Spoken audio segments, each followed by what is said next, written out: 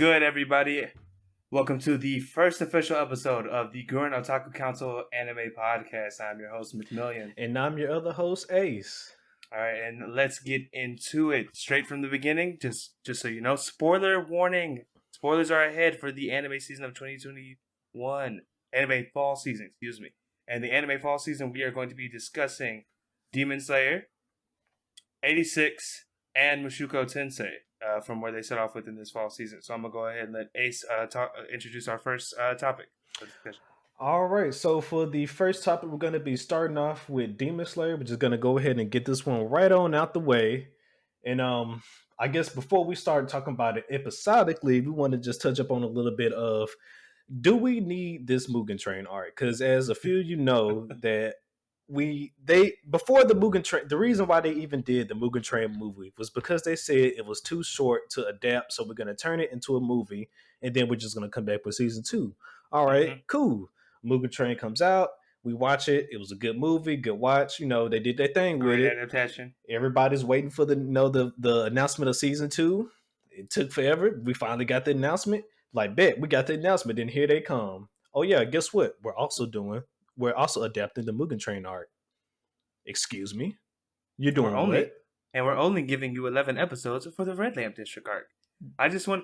Give me 1 second, Alex. I'm just going to look into the camera for 1 second. Rengoku simps. You are the issue. All right? God dang it. He died. I understand it was sad. Let the man rest. Look at them. They're scraping his body for money. You know, I tried to find every reason to justify their reason for wanting to do the Mugen Train arc. I was like, well, you know, maybe they did this for the people that couldn't see the movie. Well, then I thought about it. I was like, wait a minute. Well, didn't they put the movie on Funimation? That they did. And then I was like, wait a minute. Didn't the movie already come out on Blu-ray? That it did. So what are we doing here? What are we doing here? I don't know.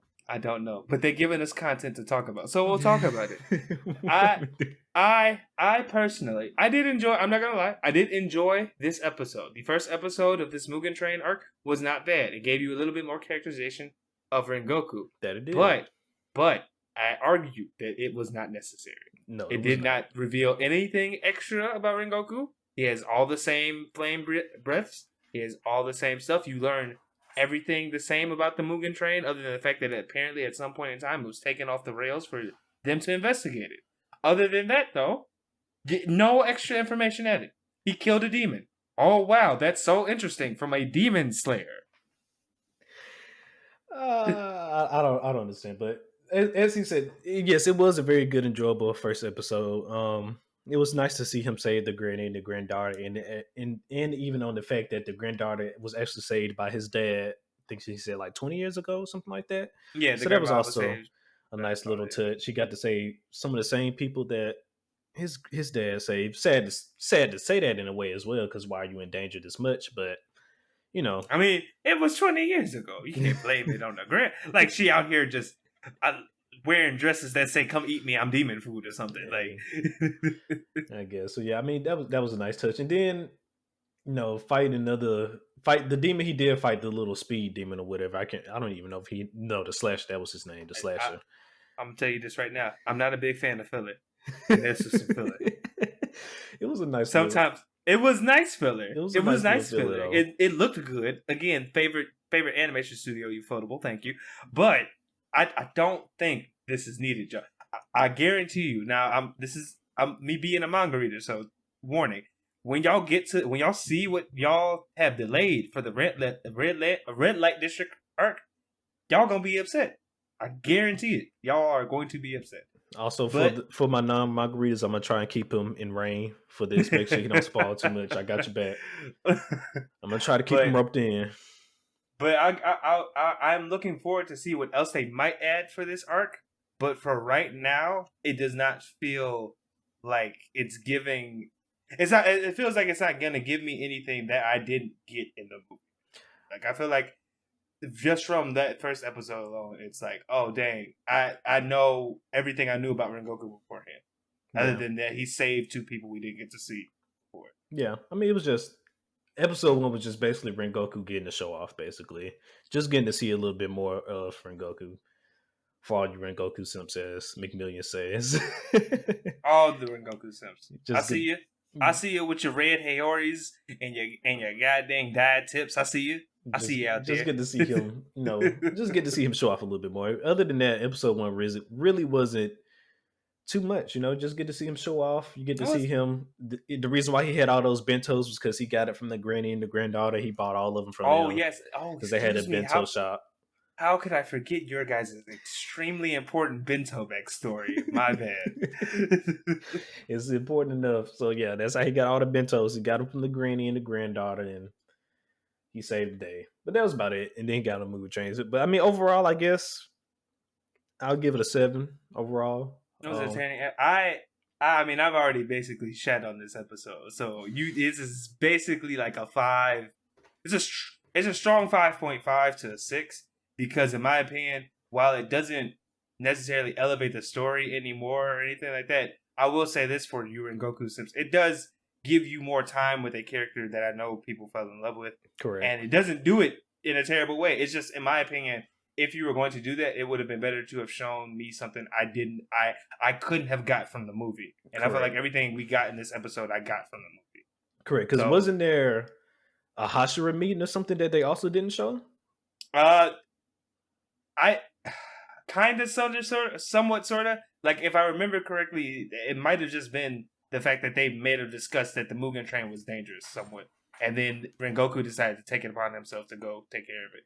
But other than that, it's not that, like, they didn't necessarily have to show that either. That's why I was like, technically, that doesn't really. No, they didn't necessarily have to show it, but I mean, it would have been new content, though. It would have been new content, and somewhat canon content. And now we have this episode, which is new content but not canon.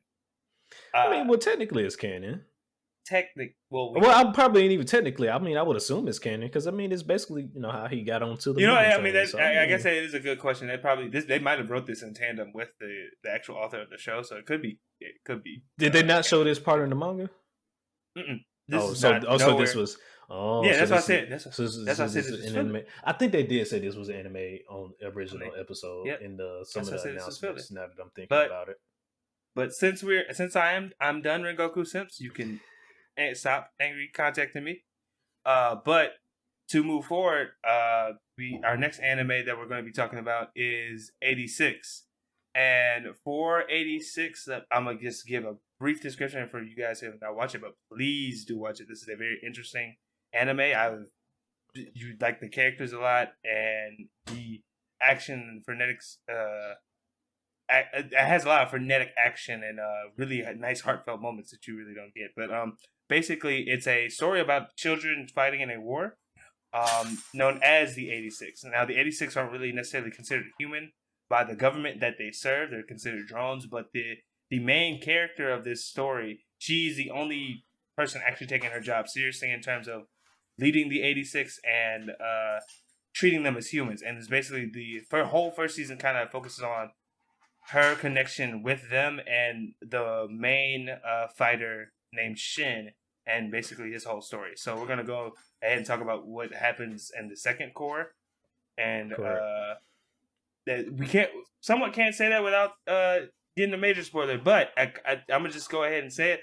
The Shin and his group of friends that were fighting at the end, the 86, they were presumed to be dead by the end of the first core, but as I'm about to get into it, they lived, y'all. They's alive. Okay. They is alive. They was found. They was found. So yes, as he said, they was presumed to be dead, which honestly, if they would have went the route with actually killing off the first little original cast, I wouldn't have been mad at them, because I mean, at the situation they was in, it would have been understandable if they would have died there. Like, I wouldn't have felt nothing about it. I wouldn't have felt no way if they would have replaced them, because like I said, that was a situation where it's like, okay, yeah, I understand why they actually died here. Bring in the next group. No, I get it. No hard feelings. I'm gonna miss the old group, but I understand. They put themselves in it. They basically went on a suicide mission, and so they would have actually died on this mission. That's understandable because they went on a suicide mission. Yeah, the tone of this episode definitely struck, or the tone of the show, I should say, definitely struck a thing where it's like, if they had killed these characters, it would not have been that bad. because it's not Correct. like it would have been felt like it was just unjustified. Like they set up, this is a war. Yeah. These kids are fighting in basically a losing battle. Yeah, It's like almost like that. it was pretty much set up for you to believe like, oh yeah, this is it for them, you know. Especially At how any moment. the first episode starts. So I guess we can go ahead and start on that. So first episode, season 2, we come in and we see Lena walking in into the office as usual. But you notice that Lena actually has a little slight hair change. She dyed a part of her hair red, a little bit of like of that. She also is wearing a different uniform from everybody else. So most of the people in the also the name of this country is called the Republican, and so the military they wear blue uniforms. And Lena decided to go for this season to wear a black uniform to be different from everybody else. And she also she used to be a major as well, but she after the events of season 1, she got demoted from major to captain, and now she's captain now, and then she has a new platoon as well. So you get to see how she's handling her new platoon. She's actually making buddies with them way faster than it took her to get used to her old squad. The Spearhead process. There you go, the Spearhead squad. It took a minute for Spearhead to actually warm up to Lena, but it seems like Her new group. her new group actually warmed up to her way faster than what it took for Spearhead to actually do. So, which is actually nice. So she's actually reaching out to them and letting them know that if somebody cares about them, because as we already said before, majority of the Republicans they do not care for the 86 at all. So to them, it's nice to know that at least somebody does care for them. Yeah, the Republic of San Magnolia is basically like supremacy on steroids almost. It's like if you're not one of their silver-haired, blue-eyed people, well, it's not even necessarily silver-haired, but like majority of their like country is like silver-haired and blue-eyed, and that's the type of society that they serve. If you're not that race, it's like you're second. You are not human, basically within that ideal. And Lena at the end of the first season basically did something that she was not ever supposed to do. She called an airstrike to help out Shin and his group to try and help them survive. And because of this, she was demoted, and that is now given the nickname Bloody Reina within like the first couple of episodes. That within the first couple of episodes, I believe her new squad calls her that more so than just calling her. I believe in the older thing, what was she called? Like princess or something? I forgot. What they called her princess, if I'm not mistaken. But yeah, she now goes by the nickname Bloody Reina due to her almost new kind of demanding command style. But her new squad seems to have warmed up to her, and I will say it was nice to see that she's still out there fighting the good fight and everything. Like within the first couple of minutes of that episode, she's still challenging the status quo. Like her uncle is no longer over her. Her uncle used to be like her. I want to say her commanding officer, and now it seems to be some new dude. And she was basically trying to shut her down, saying you can't keep treating them basically the 86 like people. They're not people. They're this and that. And she was like, so fire me then. You'll never get promoted if you fire me. I'm the only one winning. I'm the one giving you all your good name. Fire me. And he was obviously he couldn't do that. He just is like, oh, if I could hit you right now. If I could fire you, I would. If I could, you making points. Little lady, you are making drastic points. But yeah, so we go from that. We go from seeing Lena, get along with her new group to Shin waking up in this weird room, hospital type room. And so he's being looked at from the room behind the glass, as hospitals are. People looking at him like he's some type of alien or something almost. I thought my boy for a second didn't have a body. The way they had, because they had him. They had him in they almost had me. They almost had me. Yeah, because they had him in a container, and all you could see was his head, and he was like moving. And then one of the people in a hazmat suit, comes in and starts talking to him. And he's basically like, "Oh, good, you're conscious now." And I'm like, "Oh shit, he don't got nobody. He ain't got nobody into there. He ain't got nobody." That's what they about to tell him. Because I was showing him like, I know they didn't tell me my boy Leo just to be paralyzed or something. Like, come on now. I did not put it past this anime, because this anime tries to pull not at all at your heartstrings, and it is. It's not. I mean, it's appreciated because it's good writing, but at the same time, tissues are expensive. Not at all. So So as McMillian was saying, a dude in hazmat comes in, and his name is Ernest, and he turns out to be the president of the Giad Federacy, which is another nation inside of the Word of 86. It was presumed that there was no other surviving nations, but it turns out that there is. And the Giad Federacy was actually the new founded nation of Giad, who was the old nation who actually set the Leon AI autonomous androids into battle to, I guess, destroy the world. So they was the main reason. Basically, the Giad Federacy is the reason why the Legion exists. yeah, But but this new republic is obviously trying to fix yeah, some of the mistake from their correct. mistakes, and they're So like, well, I'm sorry, I will yeah, let you continue. I no, don't want to yeah, interrupt. no, you get it. As he was saying, the new Federacy is trying to fix their old mistakes from the old Federacy, if you will, and they're trying to actually fight the good fight and actually fight the Legion. And it turns out they didn't know that there was any other surviving nations either. They thought they was the only one left alive as well until they found Shin and his squad out on the battlefield. And I'll let you start, continue as well now. Yeah, so basically, they found him out on the battlefield from the last battle. They saved him, and that's where this guy, like how Ace was mentioning before, a dude had walked in to talk to Shin, and it turned out to be this dude named Ernst Zimmer, who is the current Federation president. And basically, Ernst is like, "Oh, we saved you from the battlefield. Here are your friends." He lights up the rest of the rooms. His friend, the other four members of his squad who survived the last battle with him in the first half of the season are all there. They're all alive and they're all good. And basically, Ernst basically says, "You guys will be taken care of and fed. You don't have to worry about anything. I'll be back later to tell you basically what we plan on doing with you." The rest of Ernst's upper echelon basically are trying to tell him like, "Hey, they've had actual major combat experience multiple times and survived multiple times. We should, have them run drills and teach us and train and other stuff like that. Because if we're not, if we're not gonna do that, then because if we're not gonna do it, then they become a liability, and we might as well kill them." And Ernst is like, decisions. And so we fast forward a little bit, and Ernst basically decides, he's like, "You know what? You guys are gonna live free lives. I'm not gonna force you guys into servitude or military or anything like that, and you guys are gonna come home and live with me." And he basically adopts the 86. And it's really interesting and nice to see a character treat them, besides our main heroine, treat treat Shin them and with his group respect. with respect and like family. So now it's interesting to see where this might lead. I'm very interested because I I don't know if I trust Ernst yet, and that might be my experienced anime brain talking, because usually the nicest person in anime is always the villain. So I'm very wary of this grown man right now. But it seems like things are starting to look up for Shin's group. They can retire, although it seems like they still do want to fight. A little bit. It does seem like they want to fight, and that might be due to related to the fact that Legion. We didn't get a chance to talk on this, but from season one, it seems like Legion. The way Legion continuously reproduce is by stealing the minds of fallen 86 I mean, soldiers. I wasn't gonna touch up on that point, but I mean, he Well, did it. I just He want to. done did it already. I just don't want them to be like, "Oh, what reason would they have for fighting?" I mean, they kind of got about. I guess.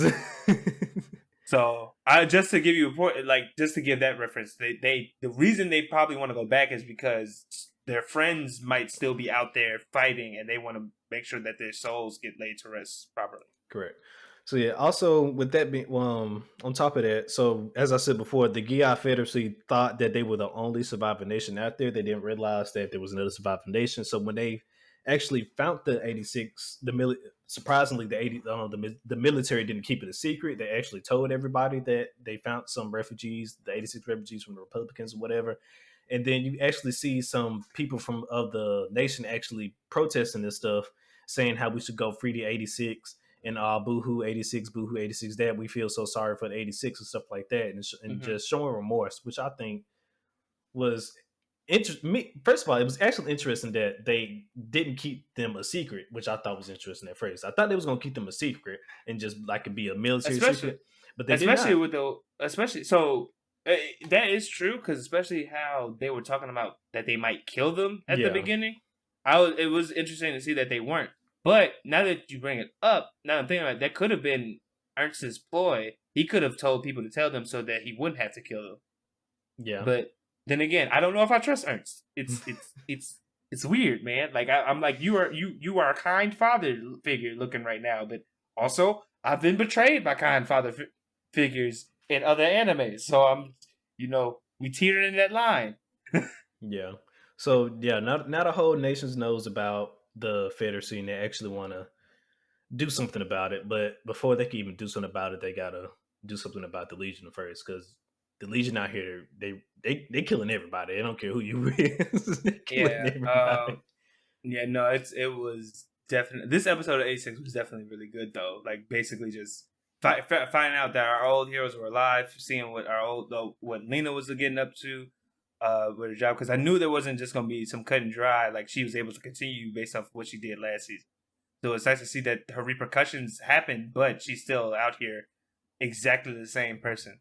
So within that regard, I gotta give this episode of 86 probably like an 8. Like it was a very solid start to this season, I agree. and it's a one. This is definitely an anime to pay attention to. And if you have not, and again, if you sat through all that, and haven't watched the first season, please go watch it because we probably sound insane. Yeah.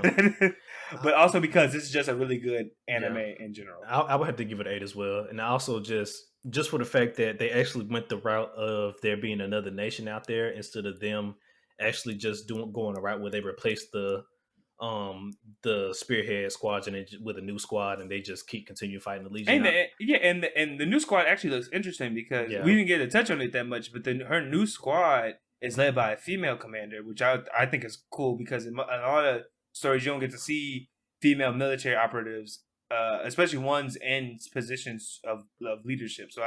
And from what it looks like, her nickname's Cyclops, and she looks like an insane pilot. Like she just looks really cool. Her whole design is dope.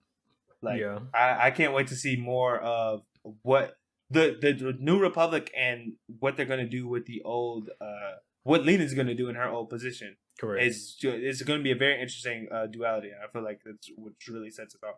correct. So yeah, I just like I was saying before, I just think the introduction of a new nation is interesting for this season. I think it's going to bring a lot of different dynamics for this season, and we're just gonna have to see where it goes from here. But so yeah, so that was 86. Looks like we on record time today. And we're gonna go ahead and move on to the last episode that we got for today, which is Mushoku Tensei not episode one, season one, part two, episode one, technically. Mm-hmm. Um, so um, just to give a brief little synopsis of, if for those who don't may not know what Mushoku Tensei is, it's another Or isekai story about a man. What do you call this? A neat seclude. shut in. Yeah, there you go. A shut-in man who was, he didn't have no jobs. He just sat in his house all day, basically masturbated and played video games and The watched TV game. and stuff all day and all day. And Mm-hmm. one day he went With outside these figures, yeah. and tried to save this. With figures like these, he was out there. he goes outside one day and try to save this lady from good old Trump Kun, and he dies. And then he gets reincarnated into this other world. But this time, instead of him coming back as like an adult or something, he actually gets reincarnated as a baby. He literally starts life over from the beginning, and we're basically just going through Following his life. following his life and watching him grow up in this Yeah. world of magic. So fast forward a little bit. If you allow me to finish. Yeah. Basically, Rudy, which is the name of the main character, when he reincarnated, I do not believe we know his original name, right? I don't think they've ever said it. They might have said it. I just can't remember off the top of my head right now. Don't worry, it's not important because they never bring it up again. Rudy basically at the end of the first season seems like he was transported to he wasn't seems like he got transported to the demon nation in this world, and is currently trying to find his way back to the mainland so he can basically get back to his family. Correct. Well, him and his cousin. It was him and his cousin that got transported. He's trying to basically protect her and get themselves back to the mainland. So, with that being said, we start off this episode with Rudy, his cousin, and a demon they befriended named Rudred, who's from the spirited tribe. He's from some tribe. Super it. He's from Yeah. the Super it tribe, and the Super it tribes are super super. super. Super it tribe is I don't know. basically regarded as somewhat villains because they are known to have went berserk at some point and killed their whole clan. So in the first in this while traveling, he is wearing a disguise, and basically they're working together to survive. So in this current first episode, they have traveled. It seems like within their journeys, they have traveled to a dock city to possibly finally buy voyage to the mainland to get them back home, and the human nation. And unfortunately, we found out that they broke. We's broke. We po. We is Poe. We is And po. it's interesting because basically Rudy and them created a whole like guild team to basically take odd jobs for this specific fact, and they find out they are abysmally undercut. And for those out there maybe asking why don't they just hop aboard the ship and stow away, is because Rudred, since he's unfortunately trying to fight the stigmatism of the Super's bad name, he does not want to do any acts of villainy or things he considers unjust. Correct. The boy is out here lost because I would have just hopped on that ship. But basically, this episode is them trying to figure out how to get more money. Correct. So and yeah. With that being said, one of the main plot of this episode is them figuring out how we're gonna get more moonies, so we can get on this ship, and get across the ocean. So I guess we'll talk about. Can we talk about that now? No, we can talk about that towards the end. So, during this time when Rudy's going around trying to figure out how he's getting money, it comes to nighttime. He goes to sleep, and he has a dream, and he meets the god of. Well, he didn't say it was the god of this world, but he meets this god again that he's met a few times now and helped him out here and there. So he tells him, "Hey, if you need help now, you go buy some food and go to the back alley."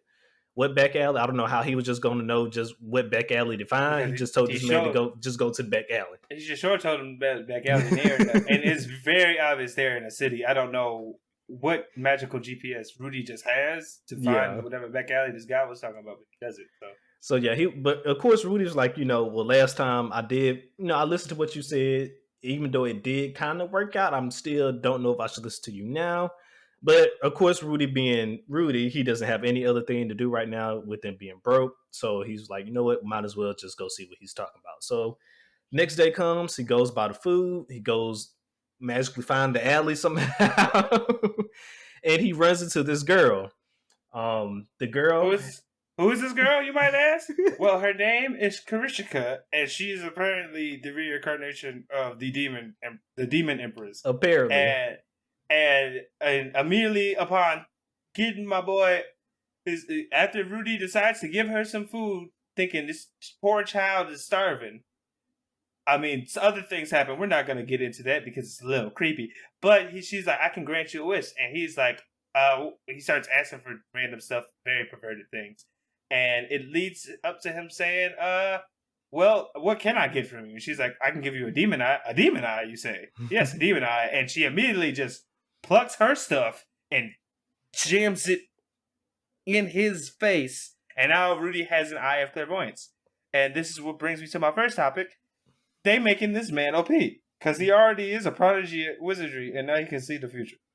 Yeah, I mean, granted that he can only see 1 or 2 seconds ahead right now, but he's that. That's enough. I mean, in some instances, just is enough. But this is gonna bring back to the top. Well, I can't talk about that yet. That's for later. But he got a power up. First episode back, our boy Rudy got a power up. Wasn't expecting this, but we're here. He gets his demon eye, and he was like, he goes back to Ares, and Ruggiero tell him what happened with the demon empress, and Ruggiero was like, yeah, I did hear that there was a demon empress, but yada yada yada, didn't know that she was still alive, or rather in this city either, for that fact. Next day comes, they're doing some sparring training, and Rudy decides to test out his demon eye, and for the first time ever, he actually beats Ares in battle. for the first time ever, he's happy. He's feeling himself. He was like, okay, I'm feeling good. I bet I can take on Rougir now. He tries Alex to. is getting insulted. I am getting assaulted. He tries to take on Rougir. That gets ultimately whooped. And he was like, "Yeah, I knew I couldn't have took him on, but I thought I would try." Yeah, no, I mean, so like I say, he's slightly becoming OP, but obviously, with balances, that a more obvious leader will go ahead and take it. And from there, we kind of just move on to Rudy trying to think back how they're gonna get back home, and he tries to try and sell his stuff, and Rujet stops him because he's just basically like, "Look, man, I don't want you, giving up your priceless possessions just to get us home." So he's like, "Look, if we got to do some action villainy to get back, I'll make Overlook that this. concession." Yeah, he was like, "I'll, Yeah. I'll, I'll overlook all accidentally until we get across the ocean. So do what you got to do." Because, like as he was just saying, Rudy was actually finna go sell his staff that he got as a gift for his birthday, which is actually a pretty nice ass No, staff too. commendable of him to do so. Like he's definitely showing that he is trying to take charge and take care of his friends Correct. as the somewhat promptu leader of this group. Correct. But then Rougier being the wise guy he is, he stopped him. He was like, "Hey, let's just talk this out as a group, and let's figure this way out." You just stop. And he also basically told Rudy, stop trying to figure out everything by yourself. We're a group. You can Mm-hmm. talk to us. We can work things out together. And then that's what he was like. I'll allow this act of villainous until we get across the ocean. Do what you need to do to get us across the ocean, but don't sell your staff. Because if you sell your staff, wouldn't that upset Eris as well? And so you're still throwing the balance of the group off. So it's like, so just don't do that. Let's do what you need to do to get me across the get on this ship. And the main reason why they was doing this was because as we said before, Rougier is a super, and the price to get him on the boat was way more than what it was just for him and Eris. Mm-hmm. So he was just like, I think it was something ridiculous, maybe like 50 times or something. The Yeah, price it was a of lot of money, yeah, yeah. but basically this is where we're at with our heroes, and basically going like Oh wait, no, you're going too fast. We got two more oh topics. yeah, You're sorry, going two more topics. yeah. Yeah. Got I don't know what's wrong with McMillian, y'all, but also, so that was that. But another important thing that happened in this episode is Roxy is here. Oh yeah, no, Roxy, who we missed twice in the same episode because he ran past her. I'm really wondering, is he ever gonna reunite with his teacher? Because they keep I seeming mean, like and I don't know if you know this, Ace, but apparently while I was looking up earlier before we started recording, mhm. Roxy apparently has her own light novel. So Oh really? yeah, I don't know if this is like to illustrate that at some point maybe the story might focus on her, but she has her own light novel, and so I don't know if Rudy will ever meet his teacher again. It That's seems interesting. like That's interesting. But so yeah, you learned that Roxy's in the town, the same town as Rudy now. But as he just said, they missed each other by like split seconds, so seconds. they don't know that they're here. Yeah, Um, because for those, well, hopefully you've seen it, but if you don't know, Roxy is Rudy's old master. So Correct. He was the one who taught her. She was the one who taught Rudy water magic and basically everything else he knows about magic currently. And yeah, so she's here in the city looking for Rudy, basically trying to bring them back home. And then I got to talk about this also before we start talking about Mushoku. Their intros. I fucking love the way Mushoku Tensei does their intros. Instead of them just playing an intro that we'll see every time the anime comes on. Instead, they play nice little scenes, just scenes in the anime that you probably wouldn't regularly see um on any other note that you probably wouldn't get to see on any other chance. They just show nice little scenes. So, for example, like they may show it. Some of the earlier ones they show Rudy, walking through the forest and stuff like that, just strolling through the town, as well as yeah, because all their as Ace is basically trying to get to all their intros are legit just a part of the episode. Like they're the correct precursor to people talking and doing stuff. doing They're actually stuff. You get little different shots of the cities and stuff like that, and they just play the intro music as well while they're showing these different scenes, and it's just real nice. It's yeah, just real nice. real impactful world building within the first couple of seconds of every episode. It's really interesting and different. With that being said, and us having discussed most of the topics of what we wanted to, I mean, other than like the fact that I don't know exactly how they're gonna get home, we'll have to see when they get the other chapters. Because I'm since they're doing active villainy, maybe they might get with some guild, and that helps them get there, or some other such thing, or Roxy and Rudy might meet up. But Correct. to get into the breakdown, basically, well, after the breakdown and us discussion, I actually think this beginning episode for Mushoku Sensei's second half of its first season was probably like a strong set. And the reason I give it that is because, well, regardless of everything, this is very much like felt like a setup type of thing because we kind of now know the major issue that they're going to be dealing with within at least the first couple of episodes of the season.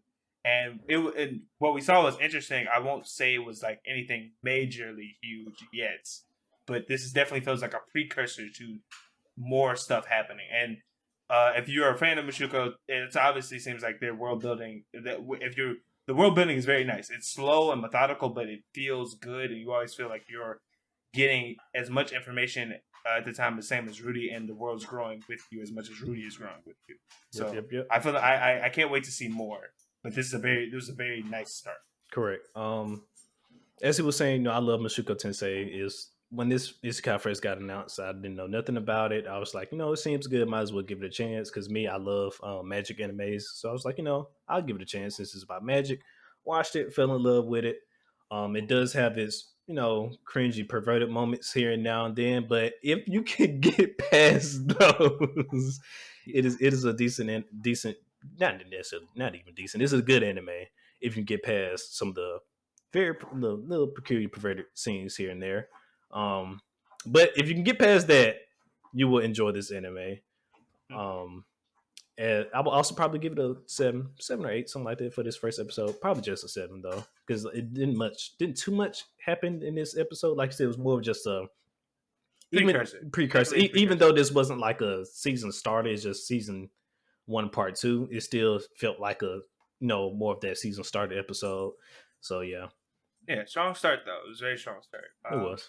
With all that being said, we're gonna start basically end the episode right here. So for all my listeners, if you are listening to us on a podcasting app such as Spotify, Google Podcasts, or Apple Podcasts, go and hit that follow button so you can stay updated with us. And for my YouTube watchers, please hit that subscribe button if you liked it, and be sure to leave a comment if there's anything that we can improve on, change, or more stuff that you would like to see us talk about. Let us know. Correct. As well as if there's anything that we missed from these episodes that we did discuss that you guys may have picked up and that you saw, leave it down in the comments. As well as episode 2 will be out sometime this weekend, but you can keep an eye on our Twitter for when the official date for episode 2 will be as well.